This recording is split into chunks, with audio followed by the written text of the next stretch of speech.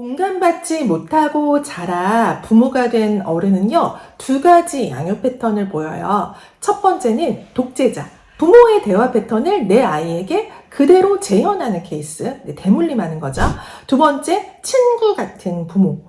상처나 정서적 결핍을 아이한테는 주지 않기 위해서 노력을 해요. 그런데 좀 서툰 그런 케이스입니다. 먼저 첫 번째 독재자 부모부터 볼게요. 7살 아이가요, 부모의 대화에 막무가내로 끼어드는 이 상황을 사례로 들어서 보겠습니다. 독재자 부모는요, 이 상황에서 이렇게 말해요. 너 엄마 아빠 얘기 중인 거 안 보이니? 어른 얘기하는데 끼어드는 거 아니라고 했잖아.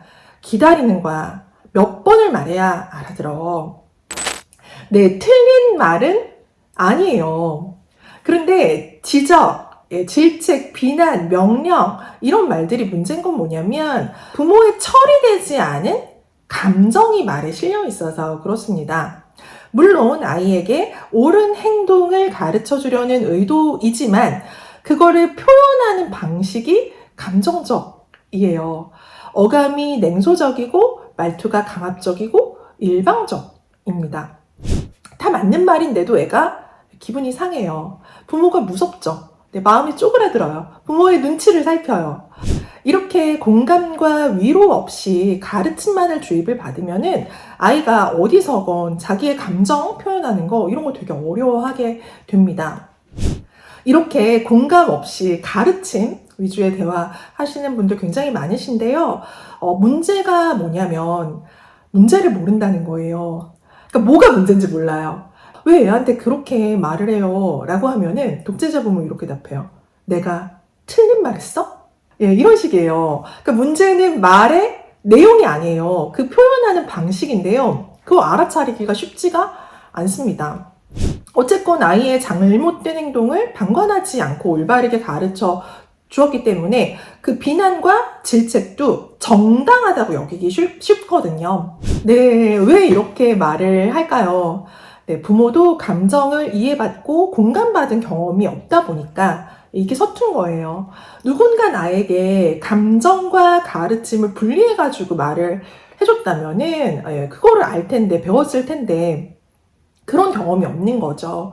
어린 시절에 공감받고 안전하게 마음을 표현하는 경험을 해보지 못한 채 부모가 됐다면 자신의 감정 표현 서툴 수밖에 없습니다. 심지어 내가 어떤 감정인지도 알아차리지도 못하는 거예요. 문제를 해결하는 거, 그거는 익숙한데 공감 대화, 마음을 나누는 거 이런 거 너무 서툰 거예요. 전부 엄포, 질타, 면박 이런 거 다 감정을 실어서 가르치는 대표적인 케이스입니다. 감정을 실은 가르침은요, 아이의 마음을 아프게 해요. 부모 감정의 그 화살을 아이가 받게 되는 시기죠. 감정은요, 감정으로 전해야 명확합니다. 아까 그 사례에서요, 간단해요. 아빠도 조금 서운해? 왜냐면 네가 엄마 아빠 대화를 소중히 여기지 않는 것 같아서 조금 서운해. 예, 이렇게 말하면 됩니다. 공감받지 못한 채 부모가 된 어른의 두 번째 특징, 친구 같은 부모가 되는 패턴이에요. 아까 그 사례에서 친구 같은 부모는요, 이렇게 말합니다. 엄마 아빠 얘기 안 들어줘서 속상했어? 미안. 이제 엄마 아빠랑 얘기 안 해. 이제 내 얘기 들어줄 거야. 자, 해봐.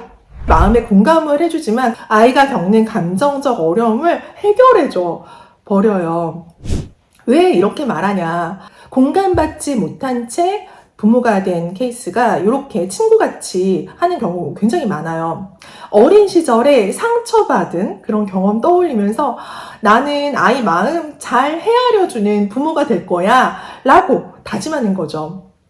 그리고 또 한 가지는요, 배우자 영향도 있어요. 배우자가 독재자다라고 하면은 애가 애처로워져요. 그래서 나라도 최대한 따뜻하고 다정하게 대해줘야겠다라고 결심을 하는 거죠. 그러니까 냉담과 질책으로 상처받은 아이를 향한 일종의 보상을 줘야겠다는 그런 생각 때문입니다. 세 번째는요, 육아서 영향도 있어요. 그러니까 육아서 많이 읽으신 분 중에 친구 같은 부모 되시는 케이스 많거든요. 왜냐면 모든 육아서에 아이 마음 헤아려 주라고 나오니까. 문제는 뭐냐? 이게 정답은 아니라는 거죠. 그러니까 공감만 해주면 된다? 공감으로 끝난다? 그게 아니라는 거예요. 정서적 결핍을 나름 극복하기 위해서 노력하는 굉장히 훌륭하신 분들인데 이게 끝이 아니다라는 거죠. 그러니까 육아서에서 말하는 그 공감은요, 아이의 감정에 친절하게 수용해 주라는 것이지 아이의 문제 행동을 둬라라는 거는 아니에요. 문제 행동에 너그러워서는 안 됩니다. 그거는 가르쳐 주어야 해요. 그런데 친구 같은 부모가 훈육 이런 걸 주저할 때가 많아요. 왜냐하면 아이가 상처받을까봐, 아이가 감정적인 불편함을 겪을까봐 그거를 겁내는 거죠. 그래서 지금 상황에서도 엄마 아빠 얘기하는데 끼어드는 거 아니야? 이렇게 단호하게 가르쳐 줘야 되는데, 기다리는 걸 가르쳐 줘야 되는데 안 돼라고 말을 못하고 미안해 이렇게 사과를 하죠. 네, 강압적인 부모로부터 상처받은 그런 어린 시절이 떠오르기 때문이에요. 근데 왜 이렇게 말하면 안 되냐? 이게 분명 아이를 위한 말은 맞아요. 그런데 우리 아이 심리적인 성장에 도움이 안 돼요. 왜냐하면 원하는 거 즉시 해결해줬죠. 원하는 대로 해줬죠. 이러면 아이가 뭐든지 쉽게 얻을 수 있다라고 생각해요. 아, 어른 얘기하는데 끼어들어도 되는구나. 내가 우선이야. 이렇게 여기기 쉬워요. 그런데 세상은 그렇지가 않아요. 때로는 힘들고 하기 싫어도 참아야 되는데 애가 그 방법을 못 배우는 거죠. 부모를 좀 만만히 여겨서 투정, 어리광, 심하면 함부로 하기도 합니다. 그리고 고통에 취약해져요. 학교에서 선생님께 좀 야단맞거나 친구한테 부정적인 말 들으면요, 애가 되게 상처받아요.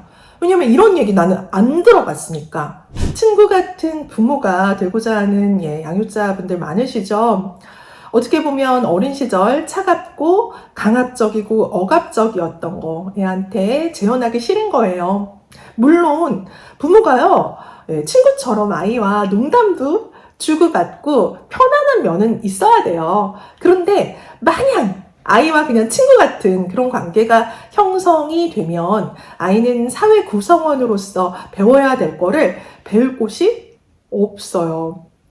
네, 아이가 살아갈 인생에는 행복한 날도 있지만 슬픈 날도 있습니다. 예상치 못한 인생의 난관에 유연하게 대처하기 위해서는 어린 시절부터 이런 어려움을 맞서고 해결하는 그런 경험을 쌓아야 합니다.